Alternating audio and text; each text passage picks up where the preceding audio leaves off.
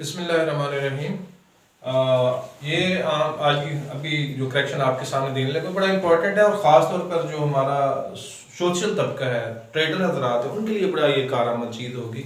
Students के लिए भी है, जाहिर बात है उन्होंने लिखना होता है और उनके से ये करेक्शन ऑफ एरर्स में पूछा जा सकता है। लेकिन ख़ास तौर पर जो हमारे ताजर हजरात हैं जो यूरोप के साथ तजारत करते हैं उनके लिए बड़ी अहम बात होगी कि अगर आप यूरोप के साथ तजारत कर रहे हैं तो उसके लिए टर्मिनोलॉजी और यूज़ हो रही है अकाउंटिंग के लिए। और इसी तरीके से अगर आप ब्रिटेन के साथ कर रहे हैं या इंग्लिश स्पीकिंग कंट्रीज़ के साथ कर रहे हैं तो उनके साथ जो है उनके पैमाने और हैं गिनती के, नंबर्स के हैंडल करने के कि किस तरीके से जो 1000 से अबव उनकी गिनती है उसमें वो किस तरह काउंट करते हैं और क्या टर्मिनोलॉजी उसके लिए इस्तेमाल हो रही होती है।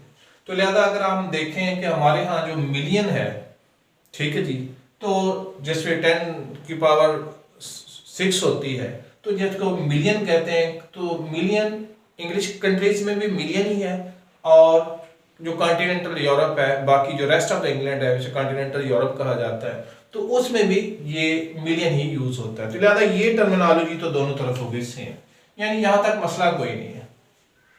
अब फर्ज करें मैं एक बिजनेसमैन हूँ और मैं जनाब हार्वेस्टर बड़ी कंबाइन एग्री इंजीनियरिंग में मैंने डिग्री ली हुई है और मैं एग्री इंजीनियरिंग का ही कारोबार करता हूँ, तो मैं बड़े यूज जो है कंबाइन मशीन्स वहाँ से मंगवाता हूँ। तो मैंने जाहिर बात है वहाँ पे पेमेंट करनी है, तो लिहाजा मुझे हॉलैंड से मिली है फर्ज पर कोई चीज़, तो लिहाजा वहाँ ये टर्मिनोलॉजी यूज़ नहीं होगी गिनती के लिहाज से। लिहाजा कॉन्टिनेंटल यूरोप का फार्मूला वहाँ पे लगेगा और वहाँ पे आप देखेंगे कि आपने कितनी पेमेंट करनी है, वो आपसे क्या मांगे। इसी तरह 10⁻⁹ यानी एक के साथ 9 जीरो अगर आ जाए तो ये वाली जो अमाउंट होती है इसको मिलियर्ड कहते हैं, जिसको इंग्लिश में बिलियन कहते हैं। यानी ब्रिटिशर जिसको बिलियन कहते हैं उसको बाकी यूरोप वाले जो है वो मिलियर्ड कहेंगे। देखिए यहाँ पे ION को हटाकर यहाँ पे ये हटाकर ARD का इजाफा कर दिया गया और एक नई टर्म जो है इस्तेमाल कर दी गई। तो लिहाजा अगर आप यूरोपीय ममालिक के साथ जो है कारोबार कर रहे हैं एक्सेप्ट जो है ब्रिटेन, तो मिलियर्ड की टर्म अगर कहीं यूज हो तो इसका मतलब है 10⁻⁹ यानी बिलियन की बात की जा रही है। मुझे कहा जाए कि ये जनाब आर्टिकल जो आपने परचेज किए हैं, अब आप हमें 1 मिलियर्ड भेज दें, तो मैं 1 मिलियर्ड भेजने की बजाय उनको 1 मिलियन भेज दूं तो जाहिर बात है वो कहेंगे जी आपने अमाउंट बहुत कम भेजी है, हमने ये नहीं कहा, आप हमारी बात समझ नहीं सके।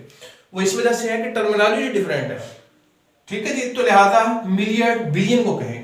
इसी तरीके से 10⁻12 इसको बिलियन कहते हैं, यानी कि जो बिलियन जो ब्रिटिशर में टर्मिनोलॉजी यूज होती है वो 10⁻⁹ को बिलियन कहते हैं। जो यूरोप में टर्म इस्तेमाल होती है वो 10⁻12 को बिलियन कहते हैं, जिसको यहाँ पे ट्रिलियन कहा जाता है।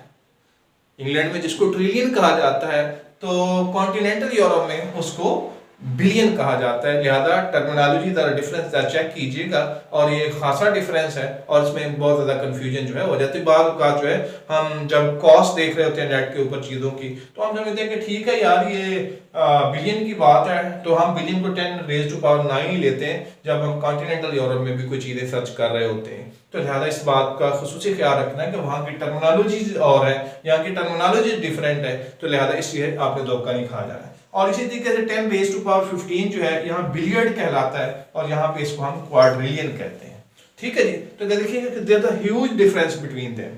यहाँ पे आप कहें ना मैंने एक मशीन खरीदी है, वो कहती है 1 बिलियन की है, अगर तो मैंने ब्रिटेन से खरीदी है तो बिलियन का मतलब होगा 10⁻⁹ और अगर मैंने कॉन्टिनेंटल यूरोप से यानी अदर देन इंग्लैंड से कोई चीज खरीदी है, किसी भी कंट्री से खरीदी है, तो वो अगर उनका जो बिलियन है वो 10⁻12 है, जिसको ये ट्रिलियन कहते हैं। यानी वो ट्रिलियन की है, एक ट्रिलियन की चीज है जिसका उन्होंने रेट लिखा होगा नीचे ये 1 बिलियन की है, ठीक हो गई बात जी। तो टर्मिनोलॉजी डिफरेंट होने की वजह से जो बिजनेस करने वाला बिजनेस कम्युनिटी है उनको खासा इसमें मुहतात होने की जरूरत है कि कॉन्टिनेंटल यूरोप में अगर वो बिजनेस कर रहे हैं तो कौन सी टर्मिनोलॉजी यूज हो रही है और अगर ब्रिटेन में कर रहे हैं तो कौन सी टर्मिनोलॉजी यूज हो रही है। एक बात तो ये है।